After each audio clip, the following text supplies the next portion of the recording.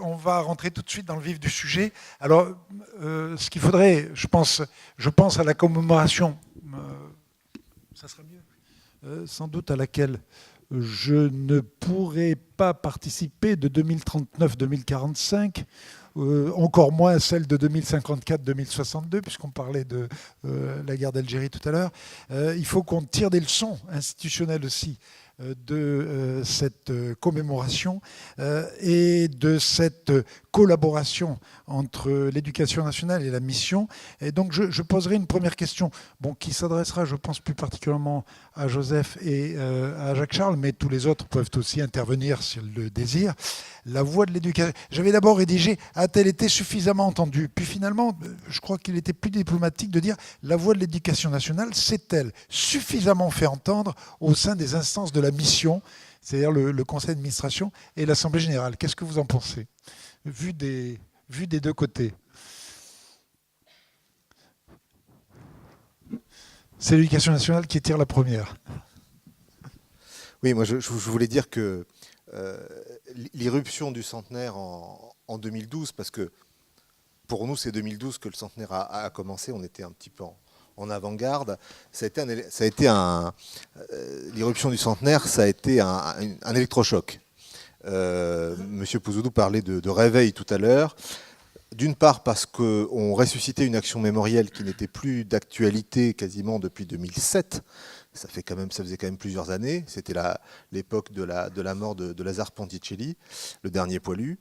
Et je raconte souvent que lorsque j'ai pris mes fonctions en 2010, j'étais assez surpris de ne pas trouver dans les dossiers que m'avait laissé la personne qui m'avait précédé à ce poste, de dossiers d'actualité en lien avec la Première Guerre mondiale.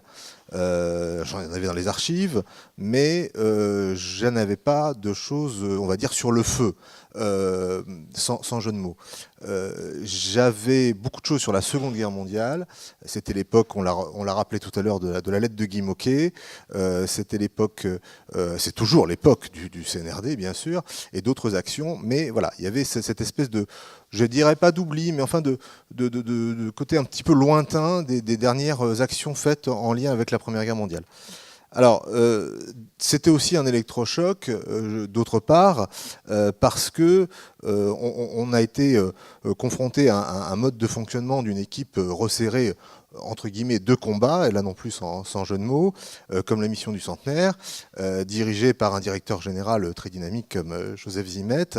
Et évidemment, c'était pas toujours sur le même tempo que l'administration centrale de l'éducation nationale, avec ses codes, ses habitudes, ses partenaires officiels. Et je salue au passage mes collègues et amis de la DPMA, du ministère des Armées et d'ONAC-VG.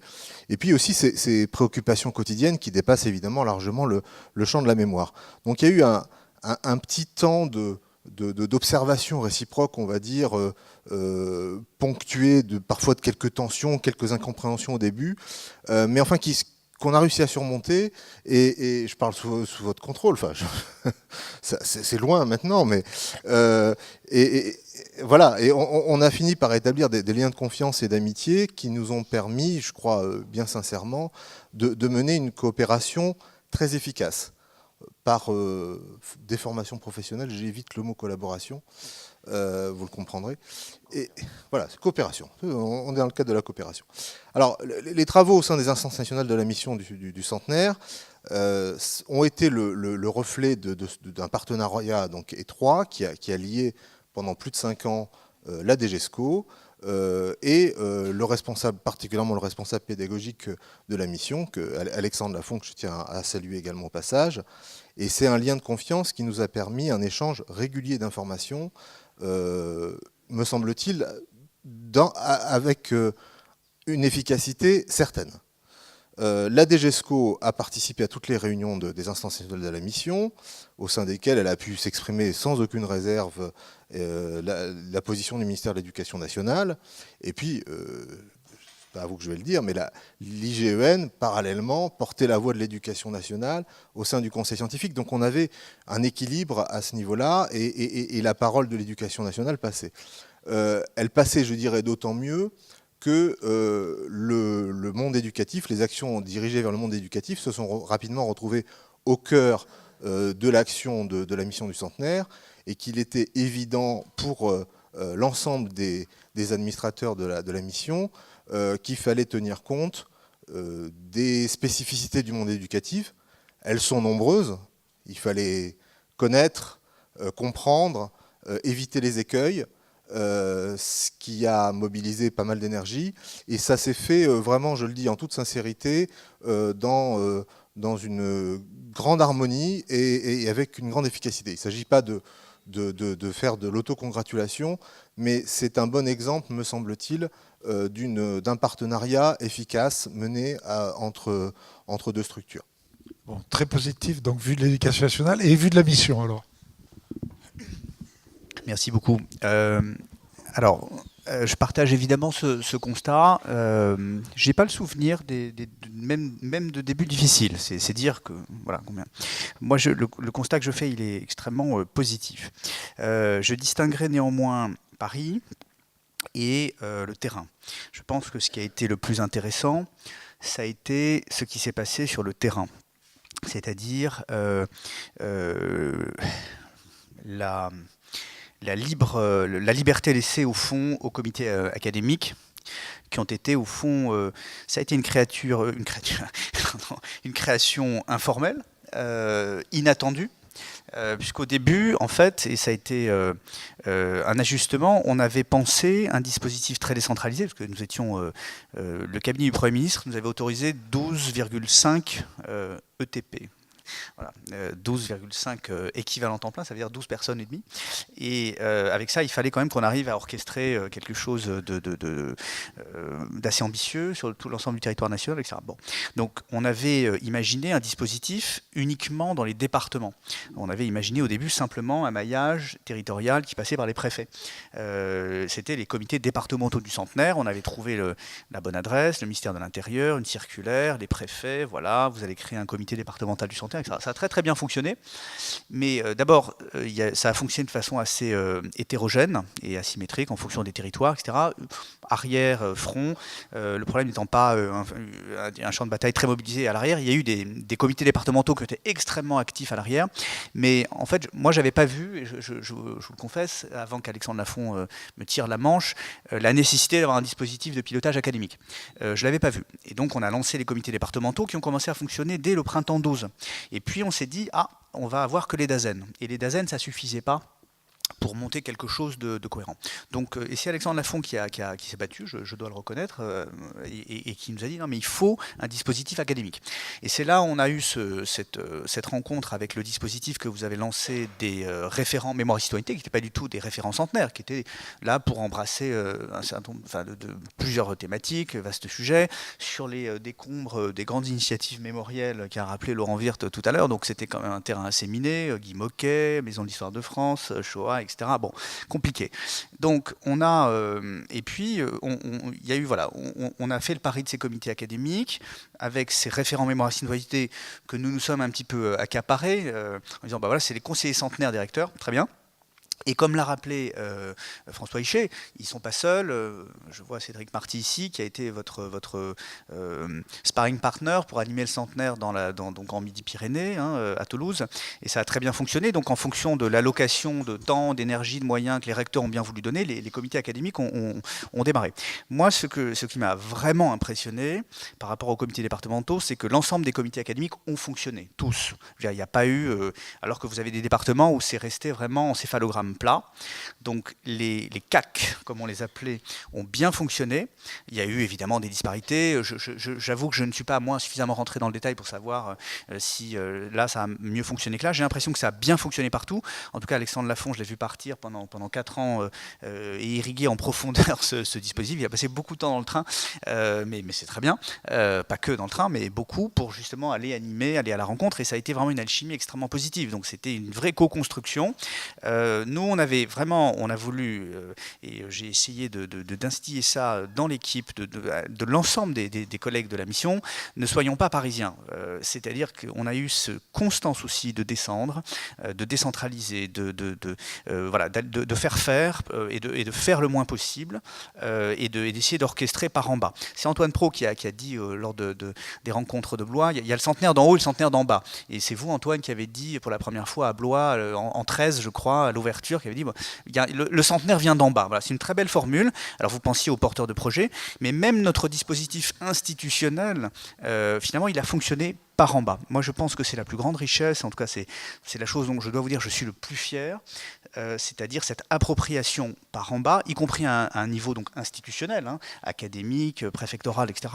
Je crois que c'est ça qu'il faut retenir, à tel point que des fois, on a été nous-mêmes un petit peu parfois ignorés par certaines structures que nous considérons un petit peu comme des démembrements territoriaux, mais au fond, c'est très bien. C'est-à-dire qu'il a fallu parfois se battre auprès de certains préfets pour être invités dans les réunions du comité départemental. Ils nous disaient non, mais on n'a pas besoin de vous, on sait ce qu'on a à faire, on connaît, laissez-nous tranquilles, etc. C'était assez, voilà, mais c'était finalement la marque du succès. On s'était posé aussi la question de la déconcentration des moyens, ça a plutôt bien fonctionné, et en termes après d'utilisation des fonds publics, d'abord de labellisation, c'était très riche, ces allers-retours fréquents entre le label qui était proposé par les comités académiques, comités départementaux, ensuite ça repartait pour les moyens. Je pense que ces allers-retours entre Paris et les comités locaux ont permis aussi un bon usage des fonds publics. Bon, il y a eu le million d'euros pédagogique, mais il y a eu plusieurs millions d'euros tout court vers des associations, des collectivités. Enfin, on a essayé de faire ce qu'on a pu. Et surtout, avec un minimum de moyens, on a permis d'être un peu une étincelle qui a vraiment orchestré quelque chose de très puissant dans la société française et voilà, qui est parti d'en bas. Donc plutôt très satisfait du compagnonnage de route avec l'éducation et grâce à des professeurs mis à disposition par le ministère. Vu d'en haut, bilan positif, mais puisque Joseph, tu parles du terrain, mais on va donner la parole à une femme et un homme de terrain, c'est-à-dire Catherine Vercueil va nous dire comment elle voit les choses vues d'en bas, et Pierre Kessas, donc ensuite, nous le dira, en nous parlant peut-être plus particulièrement du premier degré, et Catherine, toi plutôt du second degré.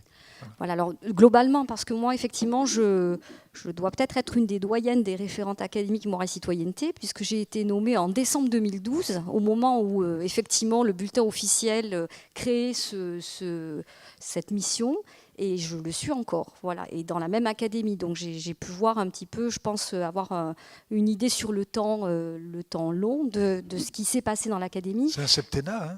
Presque. Voilà. Alors, je vais juste reprendre un petit peu ce qui a été dit, vu du bas, et je pense que c'est un petit peu aussi le secret de la réussite de ce dispositif, me semble-t-il, c'est qu'effectivement, il y avait de l'existant dans les académies en termes de partenariat, que ce soit effectivement une coopération avec certaines institutions, des archives départementales, l'ONAC, que je salue, qui est chez nous très, très actif dans l'Académie de Lyon. On avait effectivement un réseau de partenaires existants qui n'étaient pas uniquement spécialisés sur effectivement la Première Guerre mondiale, mais avec lesquels on avait l'habitude de travailler.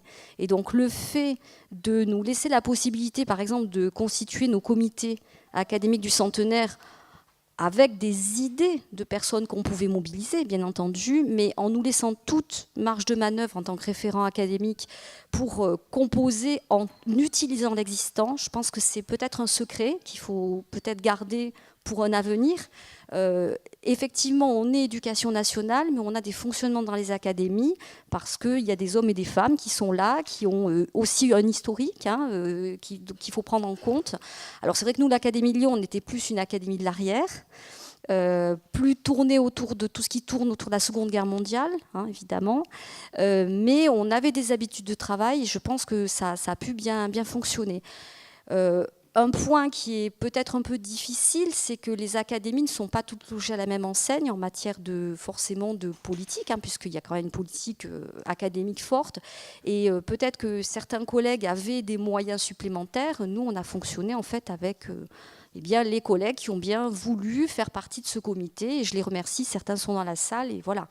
Donc la façon dont on l'a constitué, on a essayé de tenir compte effectivement de la variété, de la diversité des publics qui pouvaient être concernés. On avait donc un directeur d'atelier de Canopée, qui fait partie de notre comité.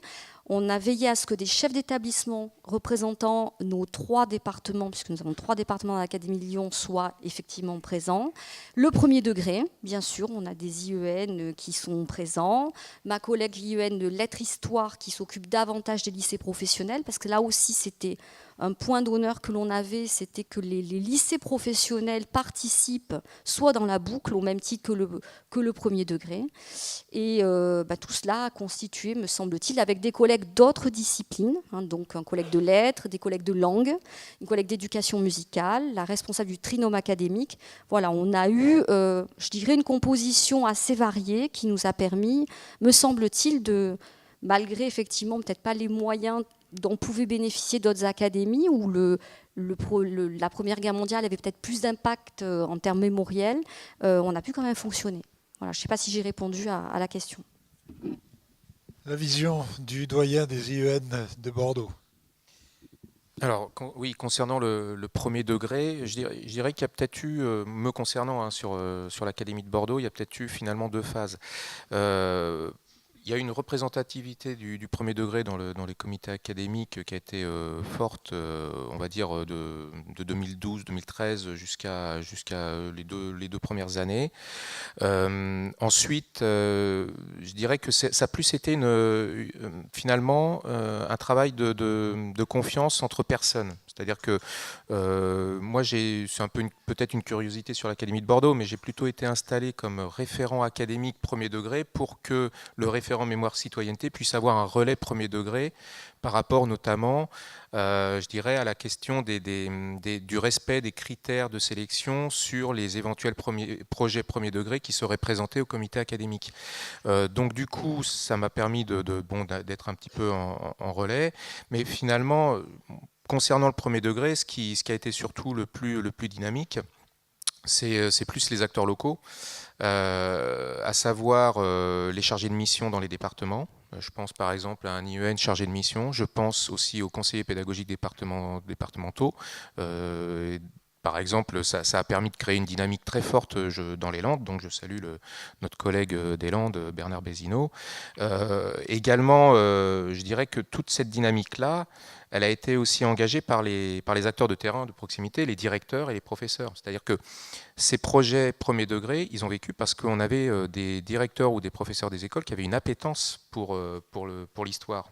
C'est ce qui a fait un petit peu la différence. Donc forcément, on s'est retrouvés, nous, à avoir une analyse de certains projets qui permettait ensuite de voir, bon là oui, effectivement, on peut proposer au comité académique, ou là, ce n'est pas quelque chose que l'on va pouvoir proposer parce que ça ne passera pas tout simplement pour une labellisation. Donc à l'arrivée, par exemple, sur l'Académie de Bordeaux, on a eu 11 projets labellisés pour le premier degré sur l'ensemble de la période. Ce qui comment dire, ne doit pas cacher le fait que des initiatives locales ont amené à avoir à peu près, nous à notre connaissance, une 150 à peu près projets à l'échelle de l'académie, où les initiatives locales ont été très fortes. Voilà. Donc, Catherine, tu as évoqué la place des partenaires aussi dans les comités académiques. Je pense que c'est une bonne transition pour évoquer la place du réseau, l'insertion du réseau Canopée dans le dispositif et pour essayer de faire un bilan de cette action du réseau Canopée au sein donc, de la commémoration. C'est une très belle aventure humaine et pédagogique. Ça a été souligné, une très belle aventure humaine, parce qu'on a assisté, pour une fois, à une collaboration assez exemplaire avec de nombreux acteurs de l'éducation nationale, mais pas que, des collectivités, des représentants, vous les avez cités, et aventure humaine parce que cette coopération a donné lieu à de très très beaux projets, à la fois qui relevaient de la commande institutionnelle, mais aussi, et Joseph, vous l'avez souligné, ça a donné la possibilité aux acteurs de terrain dans des classes, aux équipes pédagogiques, aux enseignants, de monter eux-mêmes des projets et avec leurs élèves, sans attendre une commande pédagogique, sans attendre une commande institutionnelle, bien de valoriser un travail qui a, et j'y reviendrai, profondément renouvelé aussi, sans doute, entre histoire et modernité, les pratiques pédagogiques. Le sujet, ça a été dit, le sujet n'était pas simple. Le sujet présentait quelques écueils préalables qu'il a fallu surmonter. Et on a vu une effervescence absolument extraordinaire dans des classes, aussi bien dans le premier degré que dans les lycées professionnels, que dans les lycées généraux. Et on a vu des élèves se révéler et découvrir aussi, mais se révéler dans leur coopération et faire de très très beaux travaux. Juste un point, un exemple de collaboration et de coproduction de Réseau Canopé qui n'a pas été cité, me semble-t-il, qui a été évoqué par le recteur Beignet, autour, une coproduction, un film documentaire autour des soldats d'Orient. Je ne sais pas si vous avez eu l'occasion de regarder ce très beau film documentaire. Moi je trouve que c'est une très très belle réalisation, et notamment, et je me risque dans ce qui peut être une controverse entre historiens, mais parce que la thèse du réalisateur était de dire que peut-être la guerre de 14 ne s'est pas gagnée là où on l'imagine, et que justement c'est très injustement que ces soldats d'Orient ont été oubliés. Bref, je referme cette parenthèse. Là c'était une commande institutionnelle, mais on a vu des web documentaires créés aussi par des élèves, on a vu toute une série d'actions, on a vu aussi une très belle exposition du MUNAE autour de la mobilisation des enfants dans cet élan patriotique qui a suivi et qui était une exposition itinérante. Bref, on a assisté à vraiment une très très belle aventure humaine, je trouve assez exemplaire. Aventure aussi pédagogique, parce que, et là je ne suis pas historien, cher Laurent, tu le sais bien, j'étais à l'inspection générale, mais je trouve que les projets pédagogiques qui ont été présentés et les solutions pédagogiques, les innovations qui ont été qu'on a vues émerger sont absolument remarquables. Absolument remarquables. Je disais entre histoire et modernité, on a vu effectivement l'usage très fréquent de l'audiovisuel, des vidéos, on a vu l'usage des ressources numériques, et on a vu effectivement dans une logique interdisciplinaire des projets de classe. Véritablement embrasser toutes les disciplines, mais sur une thématique qui était celle effectivement de cette grande guerre. Je sais pas si j'ai toujours du mal avec cette expression, la grande guerre. Pas si une guerre peut être grande, enfin les historiens l'appellent grande guerre. Mais bref, on a vu vraiment un foisonnement pédagogique et un bouillonnement pédagogique qui était assez extraordinaire. Et je crois que vraiment c'est tout le travail. Il faut revenir quand même au travail de pilotage et d'animation de Joseph Zimé et d'Alexandre Lafont, qu'il faut une nouvelle fois saluer, parce que vraiment en ayant pu s'entourer effectivement d'un certain nombre d'experts et d'animateurs territoriaux et nationaux, mais c'est vraiment un très très beau travail que vous avez réalisé.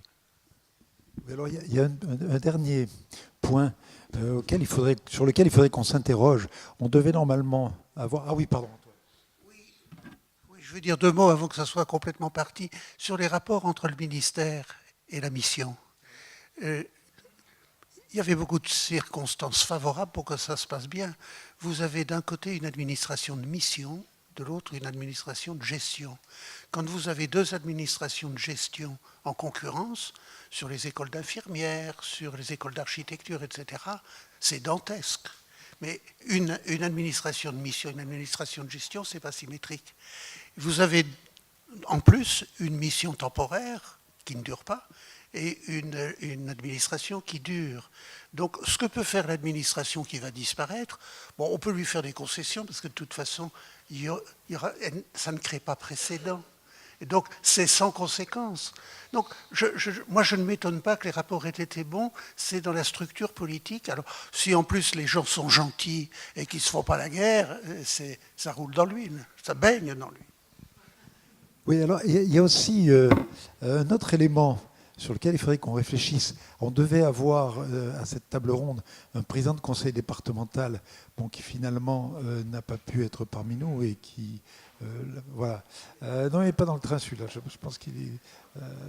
mais j'aimerais avoir votre point de vue, peut-être à tous même, sur le fonctionnement, parce qu'il y a les 2 administrations dont parlait Antoine, donc la mission d'éducation nationale, il y a aussi les collectivités territoriales. Alors tu as fait allusion au préfet qui ne représentent l'État, donc ne sont pas les collectivités, mais les collectivités territoriales dans l'histoire.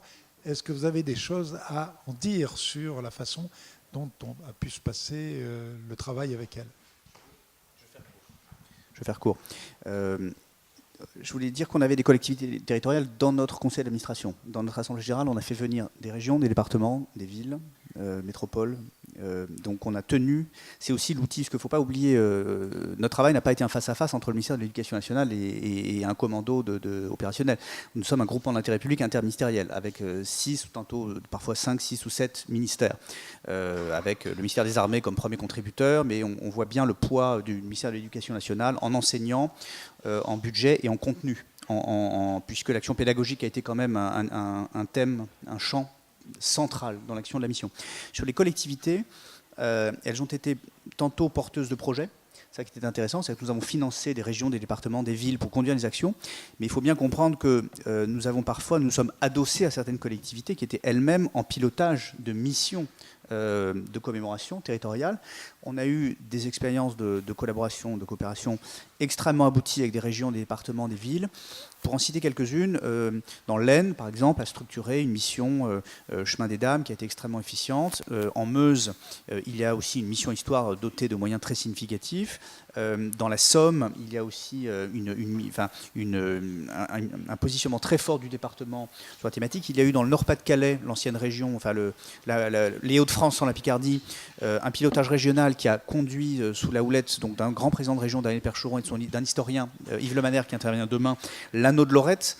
C'est quand même l'un des plus beaux gestes monumental du centenaire, cet anneau international qui a été posé sur la colline de Notre-Dame-de-Lorette. Je rappelle que c'est l'œuvre d'une région et c'est l'œuvre d'une mission régionale centenaire. Donc c'est très important. En Alsace, il y a eu également, autour de l'ancienne collectivité alsacienne, la région, des entités avec des labels territoriaux avec lesquels on s'est parfaitement articulé. Parfois, il y a eu moins de synergie, mais il faut bien comprendre que dans cette subsidiarité descendante qui a été le centenaire de bout en bout, avec des hauts et des bas. Certains territoires ont maintenu de bout en bout leur pilotage commémoratif. Il y a eu des allers-retours très intéressants entre le centre, enfin Paris, j'appelle le centre, l'échelon national, l'échelon territorial, et que ça a été... voilà, il faut bien comprendre, et j'arrêterai après, que souvent l'État, faute de projet, s'est appuyé, s'est invité dans des espaces montés par des collectivités territoriales. Quand François Hollande va le 11 novembre 2014 inaugurer l'anneau de Lorette, il n'est que quelque part l'invité d'un président de région et ça passe pour un moment national, mais c'est un monument régional. Quand Emmanuel Macron va inaugurer le Hartmannswillerkopf avec Frank-Walter Steinmeier le 10 novembre 2017, il est là aussi l'invité d'une maîtrise d'ouvrage. Alors dans le Hartmannswillerkopf, c'est encore plus compliqué, ce n'est même pas une collectivité territoriale, c'est une association. Donc il faut bien comprendre aussi que ces combinaisons extrêmement subtiles, extrêmement créatives, qui sont l'avenir, sans doute, des futures commémorations. Alors, le centenaire est très particulier parce qu'il a ses dynamiques territoriales, il a à la fois une mémoire unitaire, unificatrice. Antoine, je crois que vous êtes en train d'écrire un article sur le sujet, et en même temps, on voit bien que c'est une mosaïque d'espaces, de territoires, de mémoire extrêmement riches, extrêmement diverses, que nous avons rencontrés au gré de l'installation des comités départementaux et des comités académiques. C'est ce qui nous a frappé. Nous sommes partis un peu dans cette traversée centenaire en 2012 avec l'idée que la Grande Guerre était une, et très vite on s'est rendu compte qu'elle était d'une extraordinaire diversité. C'est finalement l'histoire de la République, cette tension républicaine entre le particulier et le central, entre l'universel et le particulier. Voilà. Et on a rencontré ça, on a touché ça du doigt avec la mémoire de 14. Voilà. Concernant les collectivités territoriales, je vais plutôt parler de la relation avec le maire, forcément. Ça a été, cette période a permis effectivement de recréer, ça existe toujours, mais de redynamiser probablement sur le champ pédagogique un travail formidable avec les élus. Je prends par exemple un exemple d'un projet académique, le projet qu'il y a eu sur le réseau d'éducation prioritaire de Saint-Ysan-de-Soudiac en Haute-Gironde, où là pendant 4 ans, les maires de l'ensemble d'un canton ont accompagné ce projet où il y avait une exposition itinérante. Toutes les 3 semaines, ça changeait. Et en fin de compte, les maires, finalement, au moment de l'installation de cette exposition le 10 novembre, ça devenait un véritable événement local Pourquoi? Parce qu'en fin de compte, les élus ont eu une grande confiance par rapport à la labellisation. C'est-à-dire la labellisation était presque finalement un label de qualité qui permettait aux maires de se dire, là, effectivement, il y a un projet intéressant. Les communautés de communes aussi s'en sont emparées, ce qui fait que ça pouvait permettre un soutien, notamment pour aller rechercher aussi des partenariats avec, bien sûr, le ministère de la Défense, avec l'ONAC. Donc sur ce projet que je cite, on a eu par exemple un très beau projet, deux projets même de sortie pédagogique à Verdun, et un à Colmar avec une rencontre avec une classe de Francfort. C'est la labellisation qui a permis aussi effectivement cet appui de la communauté de communes pour permettre ce type de projet. Donc le lien avec le maire, il est effectivement essentiel. Il est lié à la structure même de notre école. Merci. Je crois que Catherine veut dire quelque chose, Jacques-Charles aussi, et toi aussi Jean-Marie. Oui, un peu dans le prolongement de mon collègue, effectivement. Alors, on peut voir qu'il y a eu dans les communes, en tout cas, aussi peut-être pour certaines mairies, une confiance finalement qui a été accordée aux élèves, auxquels on a fait confiance en permettant de les associer davantage et de façon plus active aux commémorations. Je pense en particulier, sur Lyon, évidemment, c'était le 11 novembre 2018, mais très grande manifestation sur la place Bellecour où un nombre assez conséquent d'élèves se sont retrouvés, chacun portant effectivement des projets différents. Donc il y a eu des chorales de plusieurs établissements scolaires qui ont été mobilisés, des porte-drapeaux, puisque nous avons des élèves qui sont également porte-drapeaux, qui étaient présents au même titre que les autres porte-drapeaux qui étaient là, et puis un défilé avec des drapeaux de toutes les nations qui avaient participé au conflit. Et une confiance peut-être dans d'autres communes de moindre importance en nombre de personnes qui a été fait aux élèves et aux équipes. Donc ça, c'est important. Et puis moi, j'ai pu le mesurer aussi au nombre de projets qui demandent des subventions dans le cadre du partenariat du ministère de l'Éducation nationale des armées, défense, qui a augmenté, en tout cas dans notre académie. Je pense que c'est valable aussi au niveau national, et dans lequel la nécessité d'avoir des financements aussi provenant effectivement de collectivités territoriales fait partie des critères, et ce nombre de projets a augmenté, et notamment autour de projets autour de la Première Guerre mondiale. Voilà, donc grand investissement. Oui, vu du niveau national, je dois dire, lorsqu'on a préparé cette table ronde à laquelle devait participer le directeur général de l'enseignement scolaire, j'en profite pour vous prier de bien vouloir excuser son absence, la question du lien entre l'éducation nationale et les collectivités locales, la réponse qui venait immédiatement à l'esprit, c'était effectivement le lien très fort avec les communes, et notamment autour de ce point d'ancrage dont on a déjà parlé, qui est le monument aux morts. C'est, à mon avis, une des raisons qui fait que les communes se sont particulièrement impliquées, ont retissé des liens avec l'éducation nationale, et également, bien sûr, c'est lié au fait que sur le premier degré, on a une implication du maire et de la commune qui est très forte, mais aussi, je pense, sur le fait que, comme souvent, dans les actions mémorielles, le milieu rural revit grâce à des commémorations, parce que dans le milieu rural, on a aussi, dans les petites communes, on a des liens qui sont particulièrement forts, notamment les gens se connaissent, les liens avec le maire, avec la collectivité locale sont évidemment plus forts, parce que le lien familial est souvent plus solide, plus ancien, et on l'a rencontré dans plusieurs actions éducatives, que ça soit le concours national de la résistance et de la déportation, que ça soit le concours des petits artistes de la mémoire, on a toujours cette force d'action mémorielle dans le milieu rural. Et évidemment, dans le milieu rural, le premier lien, c'est avec le maire. Donc pour nous, c'était une évidence. Alors on perçoit moins au niveau national, hormis par le biais notamment qui n'est pas négligeable, des soutiens financiers des départements et des régions au projet. Et ça, on le voit notamment dans de la commission interministérielle de coopération pédagogique organisée par le ministère des Armées, on le ressent, mais c'est vrai que sur le plan opérationnel, on se dit qu'il y a vraiment il y avait vraiment un lien très fort avec les communes. Donc le dernier avis sur cette question, Jean-Marie? Oui, non, juste une illustration. C'est vrai que ce qui est tout à fait remarquable dans cette opération, c'est la mobilisation de l'ensemble des territoires, et pas uniquement les territoires du front historiquement concernés. Et je voudrais citer par exemple les territoires d'outre-mer, qui se sont également mobilisés, et la production de projets pédagogiques ou de capsules vidéo tout à fait intéressantes, en Guadeloupe et en Martinique notamment. Voilà.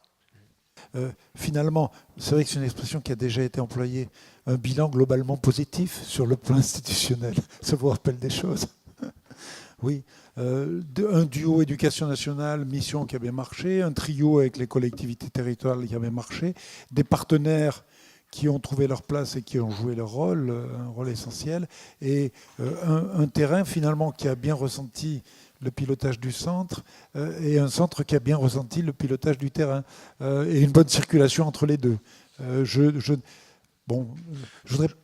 voudrais juste rajouter une chose, parce que tout à l'heure, Joseph Vimet a dit qu'effectivement, la mission s'est appuyée sur le réseau des référents mémoire et citoyenneté, en précisant qu'elle ne l'avait pas créé, mais on peut se poser la question, c'est la question de l'œuf et de la poule. Les circonstances favorables, effectivement, qui étaient liées à la dynamique du centenaire, ont permis de créer ce que nous souhaitions créer depuis longtemps, c'est-à-dire un réseau d'experts, de relais, d'animateurs sur le terrain. Et c'est grâce au centenaire qu'on a pu, je pense, vu de l'intérieur, créer ce réseau. Donc un dispositif qui pourra resservir. Alors on va être obligé d'arrêter cette table ronde. Alors je ne dis plus le bilan globalement positif, j'en vais le globalement positif tout court, parce qu'il ne me semble pas avoir entendu de négatif. C'est vraiment sur le plan institutionnel, ça a bien fonctionné. Merci beaucoup.